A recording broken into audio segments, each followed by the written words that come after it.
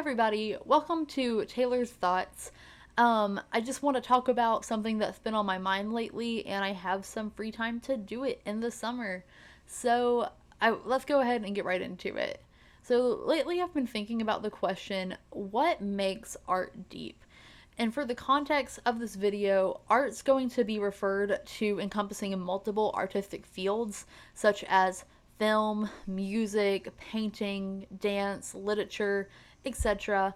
And in this video, I'm going to be pulling a lot of examples from film, literature, and music. However, the general principles that we talk about will be able to be related to a multitude of artistic genres. So even if I don't say something specifically, it can still apply across the board pretty generally. So, a couple of months ago, I was watching this movie, and I don't remember what movie it was, but I remembered a thought that I had about it. I was thinking that it has to be very difficult for filmmakers to come up with an original movie nowadays. The idea of film in general has only been around for a little over a century, yet we already have so many iconic ideas, and they're really hard to repeat unless if you want to be seen as a copycat. There's the idea of the guy getting the girl and she swept off her feet and they go right into the sunset. There's the idea of a small sports team from a really small town and they're able to defeat the state champions who've been winning for a million years in a row, and all they had to have was the right coach and the right teamwork and leadership skills, and they're able to win and come home as the state championships. We also have characters who are like the chosen ones and the ones who are really special, who are going to take down evil power regime. We have in Harry Potter. In Harry Potter, we have Harry is defeating Voldemort, the worst wizard of all, and he's able to kill him, and this is usually through Deus Ex Machina, where Harry actually ends up dying, but then he gets brought back, and then he's finally able to kill Voldemort once and for all. And so there's these ideas that we see a lot of times in film, and that doesn't mean that they're bad ideas. I love, seeing a small town, defeat the big power in the state championship. And so that doesn't mean that they're bad. They're just used a lot, and that's one of the reasons why they're used a lot, because people use them because they're good ideas, they're good developments for character, and they're really worthwhile when you can play with it and do it really well. However, there's a little bit of a danger in using something that's worked for so many other people, particularly in the art field. To contrast it with science, if we were having a new scientific law that was going to be coming out pretty soon, we would have to repeat the experiment and make sure that we get that exact same result every time. Otherwise, that can't be a new law, that can't be a new theory, because it's not consistent. And with art, it's almost the opposite. We don't want to just copy off of something that somebody else has done before. We want to come up with our new ideas. And that's really hard because it's a huge challenge for artists in general, because it's hard coming up with things that you don't have a model to go off of, that you don't have anything that's ever been done before. So there's a real trailblazing aspect to the art in general. When I was doing research for this video, I was looking up some of the best movie endings that people really like, just voted on across the board. And from a lot of different websites, I was able to find a couple of movies that kind of kept reappearing on the same list of best endings of all time. And so one of these films is The Sixth Sense, and it's an absolutely fantastic film. There's a child psychologist working with a child, and the child can see dead people, and so at first it's seen as oh, something's wrong with the kid, but it's actually revealed that the child psychologist is actually dead, and it's absolutely insane. Nobody was expecting it when it came out, for the first time. It completely blew people's minds, and there's a reason that it's referenced in pop culture and films and TV shows almost all the time, because it was so phenomenal and groundbreaking. Another example is in La La Land, where the couple doesn't get together, and that's not anything supernatural or crazy. People don't get together all the time, but it's a romantic movie. That's not usually what you expect. You always expect the people to get together, and in this one, they don't. And then another one is in Infinity War, and Thanos succeeds in snapping half the population and evaporating them. And you don't go to a superhero movie expecting to see the superheroes fail. And they do ultimately end up winning an Endgame. However, there's a lot to go through of that. The superheroes each kind of go through an identity crisis with a depressive episode, and you're able to see how that manifests in different people and their personalities in a multitude of different ways. And it's definitely not a journey that people were expecting, except for the ones who had read the comics before. And so they're unexpected. And people watch movies for a plethora of different reasons, and sometimes these movies can just be an escape from everyday life.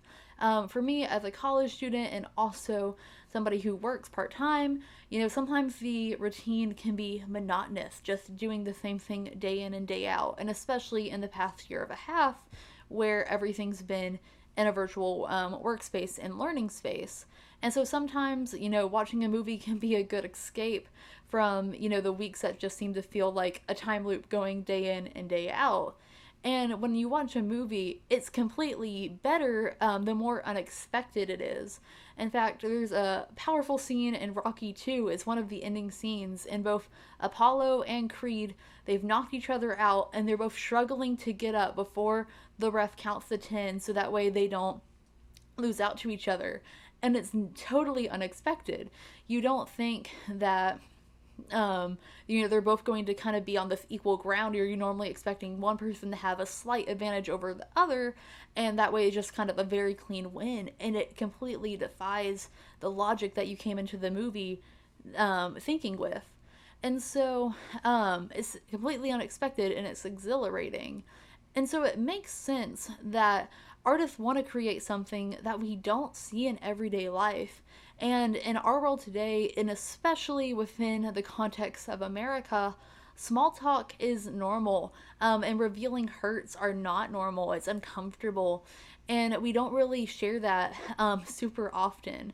And so it makes sense that artists are wanting to try to explore something relatively sad, and it works for deep works of art because we don't discuss those things on the regular, and it really makes us reflective and introspective of who we are.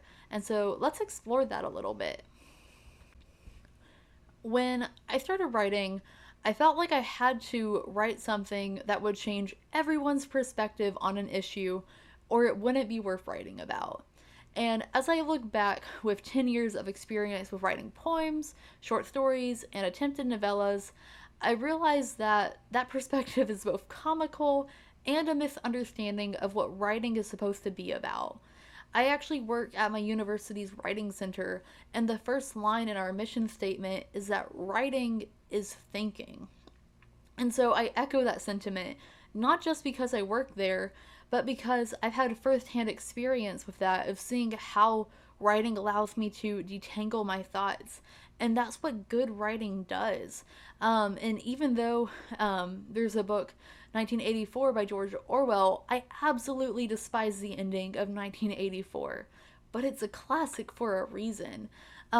It lets Orwell himself be able to reflect through these terrible implications that the future could have or has had, if you want to go there.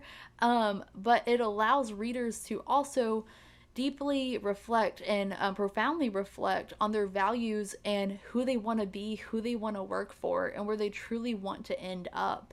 And it allows people to dwell on that.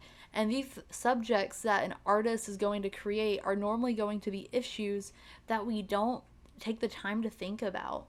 And so it makes sense that good writing allows us to think both as the person writing it and as the person reading another person's work.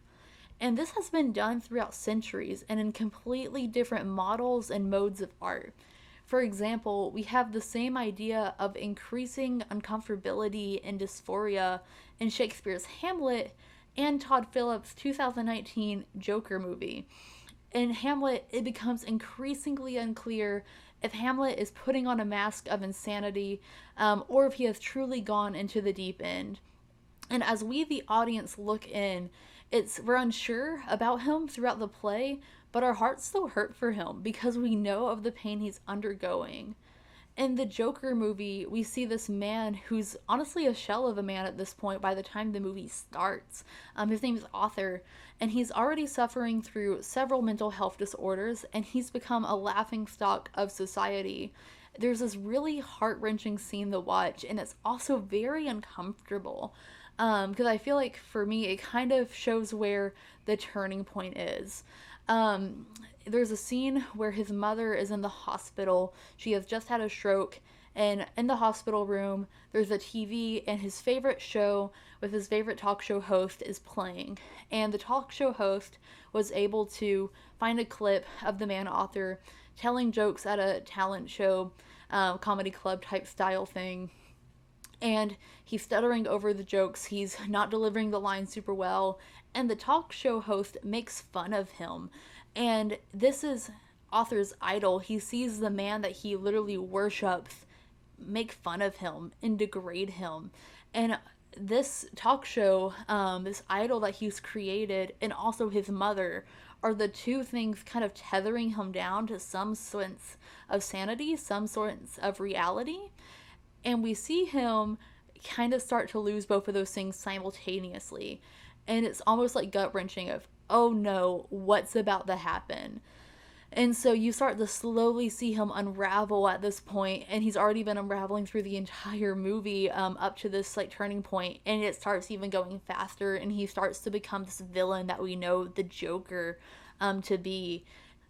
Both of these works of art make us question the black and white, perspective of good and bad that most of us grew up with.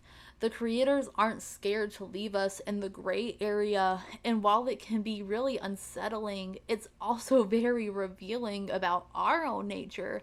And these pieces of art are deep because it makes us think. As I mentioned a little bit earlier in the video, I really like writing. I've been writing for a long time, and I started writing poetry in particular, for fun, not just like for school assignments, whenever I was around a preteen. And I still do when inspiration hits. I only share my poems with a few close people around me, except for pieces that I feel very confident on, which are very far and few in between.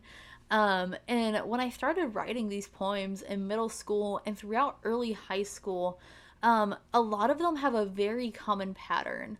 Usually, throughout the beginning, middle, and almost up till the end of the poem, there's just a lot of sad words, phrases, and some like kind of clever wordplay throughout the entire poem. And then there's usually this one or two line resolve, and it's either about peace or hope or a sense of normalcy. And it kind of gave the poem a sense of closure. It was really easy for me to write this way. I was able to express honest thoughts and feelings that I felt, and I felt like I couldn't talk to too many people about them. And then I was able to have a return to normalcy, and it was almost this non sequitur of, but everything's most likely gonna be okay, even if the narrator of the poem didn't earn, try, or even want a happy ending. I think I was scared to leave a poem with no conclusion or resolve because, in retrospect, I think it was almost confirming my worst fear at the time, which was, what if the meaning of life is empty? And now, as an adult, I have a better grasp on my worst fear. I know that the meaning of life isn't empty, and I've loosened the grip of that fear completely. And now I'm a lot more comfortable having the narrators of poems wrestle and linger on a line that doesn't necessarily have a quick fix of happiness. So far, we've talked about art and how generally deep art makes us think. However, we've only explored deep art that surrounds dark subjects like dysphoria or experiencing depression through the failures of superheroes. But I do believe that deep art can also be happy. This is seen in a lot of poetry and poets, especially poets in the transcendentalism movement. The poet that I'm going to be reviewing today that proves my point that deep art can also be happy is Walt Whitman. A lot of my friends are not fans of poetry. They joke with me and they say things like, poetry just goes on about leaves forever and it's boring. And I can understand that sentiment. Walt Whitman does particularly go on for a while in a lot of his work, but it's not just meaningless that words that he's trying to fill on a page. Whitman has a ton of famous poems, such as O Captain, My Captain, which is written in remembrance and as an ode to President Lincoln after he was shot. And we're all very familiar with this piece of work thanks to this amazing movie.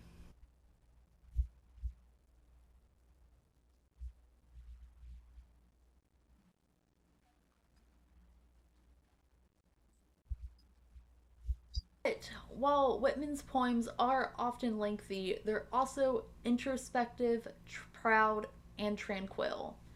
For example, one of his famous works is called Song of Myself. This poem has 52 sections, and it takes a lot of time to fully understand everything he's saying. To be quite honest, I've actually never read it all in one sitting. To me, it gets a little bit redundant, and I do have to split it up at different times. But I want to take a quick look at the beginning of the poem. In section 3, at the beginning, Whitman writes, there was never any more inception than there is now, nor any more youth or age than there is now, and will never be any more perfection than there is now, nor any more heaven or hell than there is now. Urge and urge and urge, always the procreant urge of the world. Out of the dimness opposite equals advance, always substance and increase, always sex, always a knit of identity, always distinction, always a breed of life. To elaborate is of no avail. Learned and unlearned feel that it is so. Sure as the most certain sure, plumb in the uprights, well entreated, braced in the beams, stout as a horse, affectionate, haughty, electrical, I and this mystery, here we stand. Clear and sweet is my soul, and clear and sweet is all that is not my soul. There's a lot of ideas in these lines that span across thoughts of satisfaction, procreation, humbleness, and equality. Yet, all of these ideas contain one overarching theme of contentment. Many professors, teachers, and students have analyzed this poem, and to me, the analyzation of it is a little bit ironic. One of the poems, one of the lines in this poem that Whitman literally says is, have you ever felt so proud as to get at the meaning of poems? And me, I love understanding poems and to understand what the author is saying. But I do appreciate the sentiment that Whitman embodies, where he's telling the readers just enjoy it. There's a lot of speculation on what this poem is about. Some readers think that it's about the unity of the American people, unity of humanity in general, or the contentment that one can have from knowing themselves. In human development, one of the models that we study comes from a psychologist named Howard Gardner. Gardner claims that there's 8 types of intelligence, and most people have strengths in one of or two of them. One of these intelligences is intrapersonal intelligence. Intrapersonal intelligence involves a skill set of being aware of your own emotions, motivations, and being able to constantly self reflect on your personal strengths and weaknesses and how they can be affected by other people. From the poem Song of Myself, we can assume that Whitman was probably very gifted in this type of intelligence. This poem allows us to have themes of self exploration and contentment. It allows us to reflect and think on who we are, and the poem lets us sit with it. The poem wants us to see and enjoy the life that we have. It's not necessarily a call to action to change ourselves, but it embodies one of the main ideas of transcendentalism, which is spirituality coming from the self. And while I don't agree with that sentiment or the movement theologically, it's still a very interesting concept, and I do agree that reflection and knowing ourselves is beneficial. And there are a lot of art forms that have this idea of deep themes that we don't often discuss weave throughout them, with a semblance of happiness and satisfaction in the work as well.